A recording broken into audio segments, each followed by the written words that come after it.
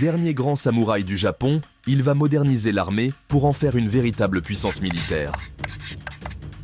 Né en 1837, Yoshinobu appartient à la puissante famille Tokugawa, qui domine le Japon depuis 2 siècles. Dès son plus jeune âge, il est formé au maniement des armes et à la stratégie militaire. On lui reconnaît vite un esprit vif, curieux du monde extérieur, à une époque où le Japon est encore largement fermé à l'Occident.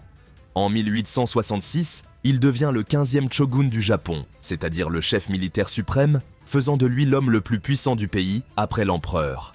Mais son autorité sur l'armée est contestée et les pressions occidentales s'accentuent. Avec le temps, l'empereur cherche à reprendre le pouvoir et à se débarrasser de l'influence du shogun. Conscient que le Japon ne pourra rester figé dans le passé, Yoshinobu engage alors de profondes réformes militaires.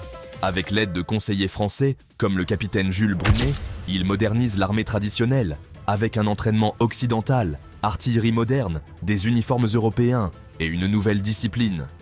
Mais malgré ses efforts, il ne peut empêcher la guerre civile. En 1868, l'empereur Meiji s'impose comme un monarque absolu et contraint le shogun à renoncer à son pouvoir. Yoshinobu se rend sans combattre, espérant ainsi éviter un bain de sang. Il est placé en résidence surveillée, puis gracié par l'empereur.